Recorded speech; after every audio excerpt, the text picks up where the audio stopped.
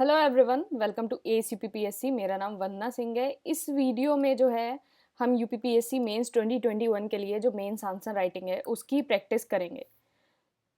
तो पहला क्वेश्चन है हमारा, write a note on the town planning of the Harappa civilisation period. तो आपको जो है एक नोट लिखना है जो हड़प्पा सिविलाइजेशन पीरियड है उसकी टाउन प्लानिंग के ऊपर।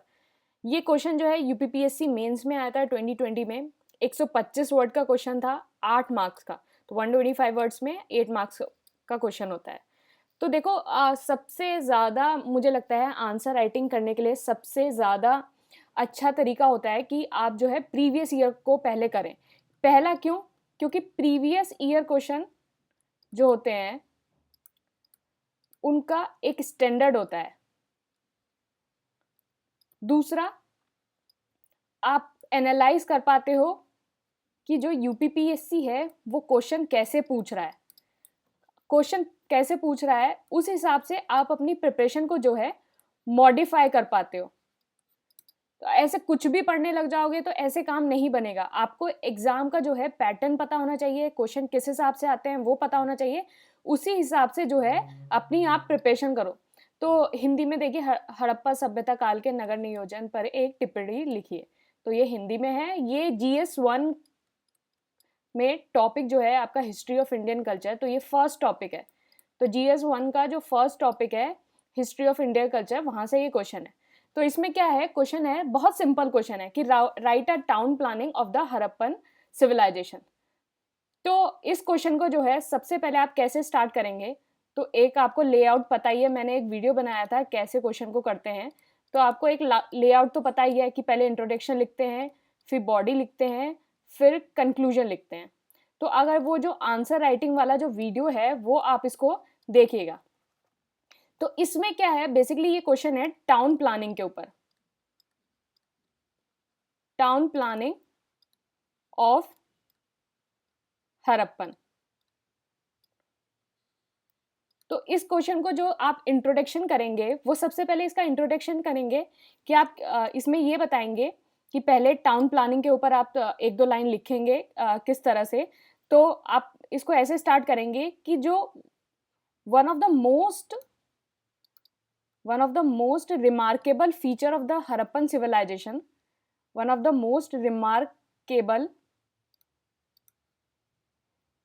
feature of Harappan civilization is town planning। तो इसको आप अपने जो है इंट्रोडक्शन को ऐसे स्टार्ट करेंगे। और दूसरा, एक और लाइन लिखेंगे इसमें आप कि it is marked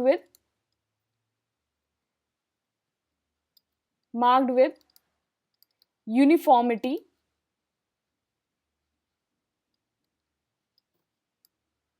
with regional variation.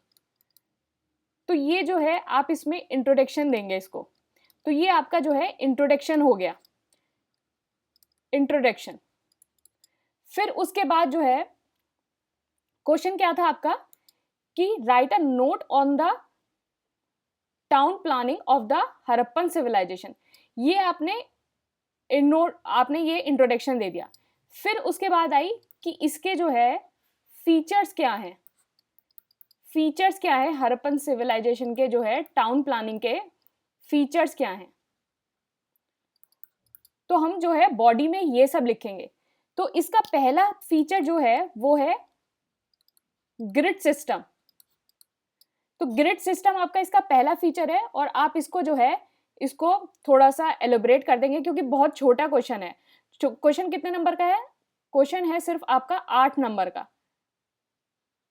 8 मतलब 100, आपको 125 वर्ड्स लिखने हैं। तो इसका मतलब ये हो गया कि आप जैसे अगर आप एक लाइन में 10 वर्ड्स लिख पाते हो तो आपको कम से कम 12 से 13 लाइनें जो हैं लिखनी है। सिर्फ 12 से 13 लाइनों में जो है आपको अपना जो है आंसर कंप्लीट करना है। तो आपको ये लिखना होगा। तो पहला जो है फर्स्ट चीज हो गई ग्रिड सिस्टम। तो हड़प्पन सिविलाइजेशन का ग्रिड सिस्टम क्या है कि हड़प्पन सिविलाइजेशन जो है बेसिकली ग्रिड सिस्टम पे बेस्ड है। तो इसका मतलब है दैट इज कि वहां स्ट्रीट्स हैं एंड लेन्स हैं। मतलब ग्रिड सिस्टम में स्ट्रीट्स हैं और लेन्स हैं जो कट कर रही हैं cutting across one another almost at right angle। तो आपने ये लिखा कि एक फीचर होता है ग्रिड सिस्टम, और ग्रिड सिस्टम किस तरह से है उसको आपने थोड़ा सा एक्सप्लेन कर दिया।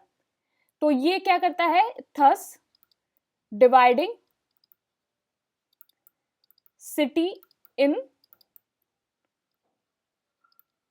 Rectangular blocks. देखो ग्रिड सिस्टम का ये है, तो कभी कभी क्या होता है ना कि आपके पास ना पॉइंट की शॉर्टेज होती है कि आपको ना और पॉइंट्स याद नहीं आ रहे, तो आप जैसे आपको ये ग्रिड सिस्टम वाला पॉइंट पता है, तो मतलब इट्स अ मतलब एक तरह से ये चीटिंग भी बोल सकते हो इसको, लेकिन कर सकते हो आप कि पहला पॉइंट ये पता है, सेकंड में यहाँ से लिख लो कि मतलब कि हड़प्पन सिविलाइजेशन का जो टाउन है वो डिवाइडिंग है रेक्टेंगुलर ब्लॉक्स में।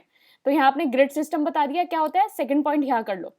तो इसको आप ऐसे कर सकते हो, लेकिन अब इसका जो सेकंड है इसकी क्या फीचर है, इसमें होता है सिटाडेल। तो ये क्या हो गया, इसमें क्या हुआ कि जो हड़प्पन है, हड़प्पन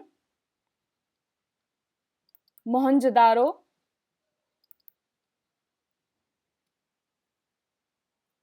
के पास जो है अपना एक सिटाडेल है, its own citadel built on higher podium. तो इसमें जो है सिटाडेल दो तरह के होते हैं, एक तो आपका होता है हायर पोडियम पे और एक होता है आपका लोअर। तो आप इसको यही डिफाइन करोगे कि हायर पोडियम पे जो है हड़प्पन और मोहनजोदारो का है, तो हायर सिटाडेल कहाँ होता है, ये होता है आपका वेस्टर्न साइड पे, वेस्टर्न साइड पे। और लोअर कहाँ होता है, ये होता है आपका ईस्टर्न साइड पे, और इसके अंदर जो है कॉमन पीपल रहते हैं, इसके अंदर कॉमन पीपल रहते हैं, it is inhabited by common people. तो ये आप जो है सेकंड पॉइंट हो गया। फिर उसके बाद क्या हुआ, थर्ड पॉइंट, कि जो इसकी टाउन प्लानिंग है उसके अंदर यूज ऑफ बर्न ब्रिक्स, जो बर्न ब्रिक्स है उसका यूज होता है instead of the stone, instead of stone जो है इसमें बर्न ब्रिक्स का जो है यूज होता है। ये इसका थर्ड पॉइंट हो गया। इसका फोर्थ पॉइंट हो गया कि इसके अंदर जो है अंडरग्राउंड ड्रेनेज है, तो इसके अंदर जो है अंडरग्राउंड ड्रेनेज है। तो इसका मतलब हो गया कि कनेक्टिंग, जो अंडरग्राउंड ड्रेनेज है वो कनेक्ट करती है, connect all homes to street which are covered by slab. तो मतलब जो ड्रेनेज है वो स्लैब से भी कवर्ड है। तो ये जो है इसके फीचर्स हो गए। तो ये मतलब छोटा क्वेश्चन था, 8 मार्क्स का क्वेश्चन था, 125 वर्ड्स में लिखना था। तो आप जो है ये 4-5 फीचर्स जो है उसको मेंशन कर सकते हैं। तो आप इस तरह से जो है आपने इंट्रोडक्शन लिखा कि इसका एक रिमार्केबल फीचर है जिसमें एक यूनिफॉर्मिटी है, जो और साथ में एक रीजनल वेरिएशन है, और फिर इसके साथ ये जो है इसके सारे फीचर्स हो गए। इस तरह से ये आपका जो है आंसर हो जाएगा। तो इसमें सारे पॉइंट जो हैं वो इंक्लूडेड हैं, और इस तरह से अपने आंसर को लिखने की कोशिश करिए। तो पता क्या है कि ये पैरा और पॉइंट का कंफ्यूजन होता है। तो अगर आपको आंसर बहुत अच्छे से पता होता है, if you well known anything, तो राइट इन पॉइंट ज्यादा अट्रैक्टिव लगता है। वो पैरा उसके पास इतनी सारी कॉपीज होती हैं, उसके पास एग्जामिनर के पास इतना टाइम है कि आपकी एक एक लाइन पढ़ेगा। अगर आपने जैसे यूज ऑफ बर्न ब्रिक्स लिख दिया या अंडरग्राउंड ड्रेनेज लिख दिया, अंदर आप थोड़ा बहुत कुछ भी इधर उधर कर दो, काम चल जाएगा। लेकिन वो सबसे चीजें ये पड़ेगा, use of burn bricks, underground drainage. अगर आपको नहीं पता है, कोई चीज नहीं पता है अच्छे से, तो राइट इन पैरा। और अगर आंसर बहुत बड़ा है, बड़ा आंसर लिखना है, तो mix of, you can write mix of long answer के लिए, mix of para and point. तो इस तरह से अपने आंसर लिखने की कोशिश करिए। तो हम इसको कंटिन्यू करेंगे। मेरे हिसाब से जो best source of answer writing है is first solve the previous year question paper. अपना प्रीवियस ईयर क्वेश्चन पेपर करो, अपना स्टैंडर्ड मटेरियल जो है सिलेबस के अकॉर्डिंग उसको कवर करो, फिर उसके बाद जो है इसके बाद कुछ और करो।